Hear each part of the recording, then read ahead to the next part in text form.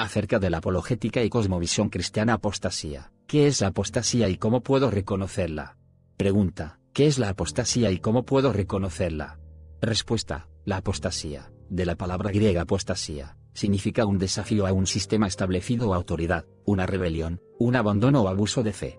En el mundo del primer siglo, la apostasía era un término técnico para la revuelta política o deserción. Y al igual que en el primer siglo, la apostasía amenaza el cuerpo de Cristo hoy. La Biblia advierte acerca de personas como Arrio, c. 250-336 después de Cristo, un sacerdote cristiano de Alejandría, Egipto, que fue entrenado en Antioquía a comienzos del IV siglo.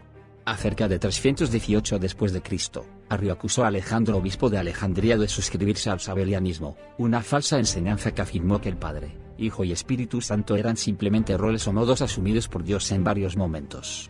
Arrio estaba decidido a enfatizar en la unicidad de Dios, sin embargo, fue demasiado lejos en su enseñanza de la naturaleza de Dios.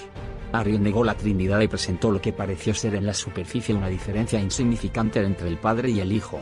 Arrio argumentó que Jesús no era homoousios, de la misma esencia, como el Padre, pero era homoiousios, de esencia similar. Solamente una letra griega, la iota, y, separaba las dos. Arrio describió su posición de esta manera. El Padre existió antes que el Hijo. Hubo un tiempo cuando el Hijo no existía. Por lo tanto, el Hijo fue creado por el Padre. Luego, aunque el Hijo era el más alto de todas las criaturas, no era de la esencia de Dios. Arrio fue muy astuto e hizo lo mejor para poner a la gente a su lado, llegando incluso a componer una canción que enseñó su teología, la cual él trató de enseñar a todos los que le escucharían. Su naturaleza encantadora, su posición reverenciada como un predicador y como quien vivía en la negación de sí mismo, contribuyeron también a su causa. Respecto a la apostasía, es crítico que todos los cristianos entiendan dos cosas importantes. 1. Cómo reconocer la apostasía y a los maestros apóstatas, y 2. ¿Por qué la enseñanza apóstata es tan mortal? Las formas de la apostasía. Para identificar y combatir completamente la apostasía, es importante que los cristianos entiendan sus diversas formas y los rasgos que caracterizan sus doctrinas y maestros. En cuanto a las formas de la apostasía, hay dos tipos principales. 1. El alejarse de las doctrinas claves y verdaderas de la Biblia y caer en las enseñanzas heréticas que proclaman ser la doctrina cristiana real. Y 2. Una renuncia completa a la fe cristiana, que resulta en un abandono completo de Cristo.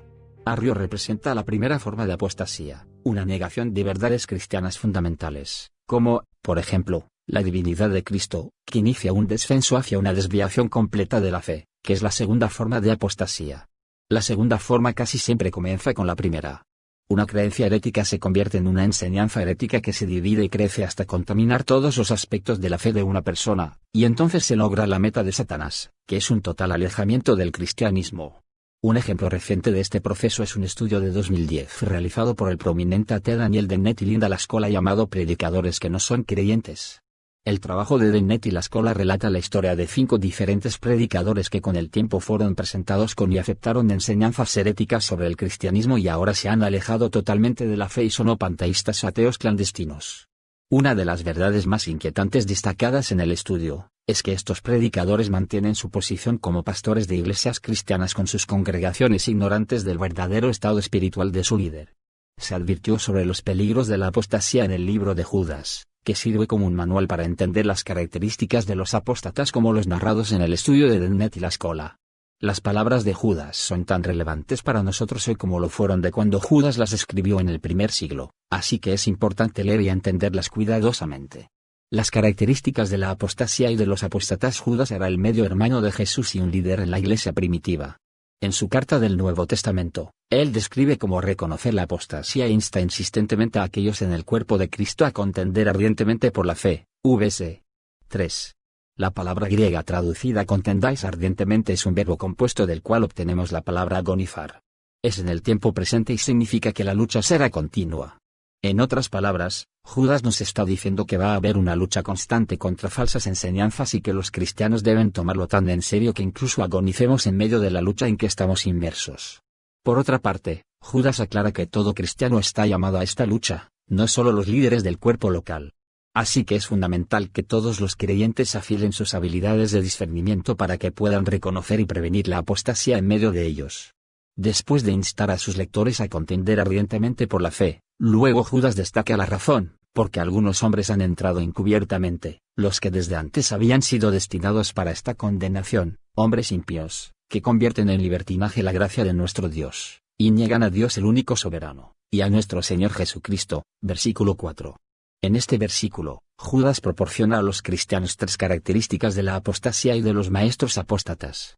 En primer lugar, Judas dice que la apostasía puede ser sutil. Judas utiliza la frase han entrado encubiertamente, que no aparece en ningún otro libro de la Biblia, para describir la entrada de los apóstatas en la iglesia. En el griego extrabíblico, el término describe la astucia de un abogado que, a través de una argumentación inteligente, se infiltra en las mentes de los funcionarios del tribunal y corrompe su pensamiento. La palabra significa literalmente entrar de lado, entrar furtivamente, difícil de detectar. En otras palabras, Judas dice que es raro que la apostasía comience de una manera abierta y fácilmente detectable. En cambio, se parece mucho a la predicación de Arrio, en la cual solamente una sola letra distingue su doctrina de la verdadera enseñanza de la fe cristiana. Describiendo este aspecto de la apostasía y su peligro subyacente, A. W. Tozer escribió: tan hábil es el error en imitar la verdad, que los dos están siendo constantemente confundidos uno por otro. Se necesita gran discernimiento en estos días para saber cuál de los hermanos es Caín y cuál es Abel. El apóstol Pablo también habla del comportamiento agradablemente exterior de los apóstatas y sus enseñanzas, porque estos son falsos apóstoles, obreros fraudulentos, que se disfrazan como apóstoles de Cristo. Y no es maravilla, porque el mismo Satanás se disfraza como ángel de luz. 2 Corintios 11 2.13-14. En otras palabras, los apóstatas no parecerán malos en el exterior ni dirán palabras escandalosas de herejía al comienzo de su enseñanza. En lugar de negar la verdad abiertamente, los apóstatas la torcerán para que se ajuste a sus propios planes, pero, como ha señalado el pastor R. Zelensky, las peores formas de iniquidad consisten en las perversiones de la verdad. En segundo lugar, Judas describe a los apóstatas como impíos y como aquellos que usan la gracia de Dios como una licencia para cometer actos injustos. Comenzando con impíos, Judas enumera 18 rasgos poco favorecedores de los apóstatas para que sus lectores puedan identificarlos más fácilmente. Judas dice que los apóstatas son impíos, vs. 4. Moralmente pervertidos, vs. 4. Niegan a Cristo, vs. 4. Mancillan la carne, vs. 8. Son rebeldes, vs. 8. Gente que blasfema a los ángeles, vs. 8. Son ignorantes de Dios, vs. 8. Proclaman visiones falsas, vs. 10. Autodestructivos, vs. 10. Murmuradores, vs. 16. Criticones, vs. 16. Andan según sus propios deseos, vs. 16. Personas que usan palabras arrogantes y adulaciones falsas, vs. 16. Burladores de Dios, vs. 18. Los que causan divisiones, vs. 19. Sensuales, vs. 19. Y finalmente, y no es de extrañar, carentes del espíritu / no salvos, vs. 19. En tercer lugar, Judas dice que los apóstatas niegan a Dios el único soberano, y a nuestro Señor Jesucristo, vs. 4. ¿Cómo hacen esto los apóstatas? Pablo nos dice en su carta a Tito: todas las cosas son puras para los puros, mas para los corrompidos e incrédulos nada les es puro, pues hasta su mente y su conciencia están corrompidas. Profesan conocer a Dios, pero con los hechos lo niegan, siendo abominables y rebeldes, reprobados en cuanto a toda buena obra. Tito 1 2.15-16. A través de su comportamiento injusto, los apóstatas muestran a su verdadero yo. A diferencia de un apóstata, un verdadero creyente es alguien que ha sido liberado del pecado a la justicia en Cristo. Con Pablo, preguntan a los apóstatas que promueven el comportamiento libertino: ¿perseveraremos en el pecado para que la gracia abunde? En ninguna manera. Porque los que hemos muerto al pecado, ¿cómo viviremos aún en él? Romanos 6 2.1-2. Pero la falsa enseñanza de los apóstatas muestra también su verdadera naturaleza.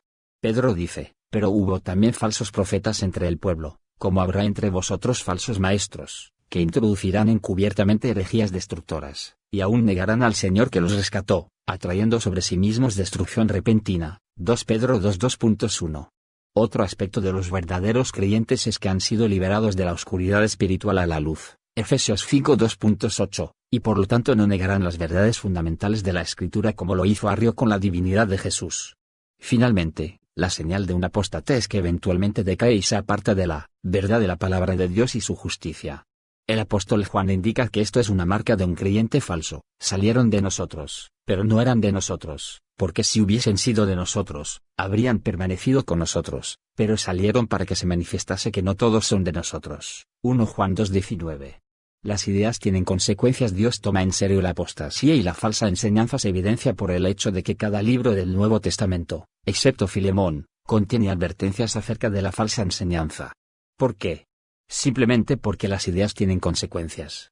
Pensar bien y su fruto produce virtud, mientras que pensar mal y su acción acompañante resulta en castigos no deseados. Por ejemplo, los campos de exterminio camboyano de los años 70 fueron el producto de la cosmovisión nihilista de Jean-Paul Sartre y su enseñanza. El líder del Khmer Rouge, Pol Pot, vivió la filosofía de Sartre hacia el pueblo de una manera clara y aterradora, que fue articulada de esta manera: protegerte no es ningún beneficio. Destruirte no es ninguna pérdida. Debe recordarse que Satanás no vino a la primera pareja en el jardín con un armamento externo o un arma sobrenatural, sino que vino a ellos con una idea. Y fue esa idea que les condenó a ellos y al resto de la humanidad, siendo el único remedio la muerte sacrificial del Hijo de Dios. La gran tragedia es que, consciente o inconscientemente, el maestro apóstata condena a sus incautos seguidores. Uno de los versos más temibles en todas las escrituras proviene de los labios de Jesús. Hablando a sus discípulos acerca de los líderes religiosos de su época, dijo: dejadlos, son ciegos guías de ciegos, y si el ciego guiare al ciego, ambos caerán en el hoyo. Mateo 15:14. Jesús afirma que no son solo los falsos maestros que van a la destrucción, sino que también sus discípulos los siguen. El filósofo cristiano Søren Kierkegaard lo expresó de esta manera: porque nunca se ha sabido que un tonto, cuando se va por un mal camino, lleva a varios otros con él. Conclusión: en el año 325 después de Cristo, el concilio de Nicea se convocó principalmente para retomar el tema de Arrio y su enseñanza. Para gran desilusión de Arrio, el resultado fue su excomunión y una declaración hecha en el Credo niceno que afirma la divinidad de Cristo: creo en un solo Dios, Padre Todopoderoso, Creador del cielo y de la tierra, de todo lo visible e invisible.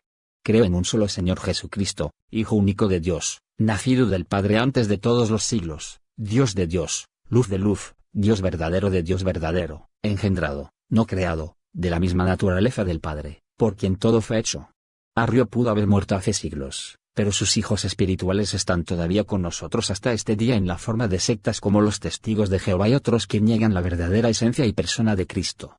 Lamentablemente, hasta que Cristo regrese y cada enemigo espiritual haya sido removido, la cizaña como está estará presente entre el trigo. Mateo 13 2.24-30. De hecho, la Escritura dice que la apostasía va a empeorar a medida que se acerque el retorno de Cristo. En aquel momento, los últimos días, muchos tropezarán entonces, y se entregarán unos a otros, y unos a otros se aborrecerán. Mateo 24:10.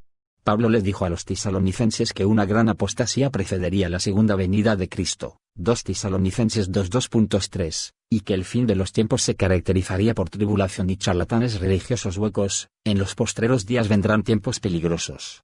Porque habrá hombres que tendrán apariencia de piedad, pero negarán la eficacia de ella. A esto se evita. 2 Timoteo 3:2.1-2,5. Es crítico, ahora más que nunca, que cada creyente ore por discernimiento, combata la apostasía y contienda ardientemente por la fe que ha sido entregada una vez por todas a los santos.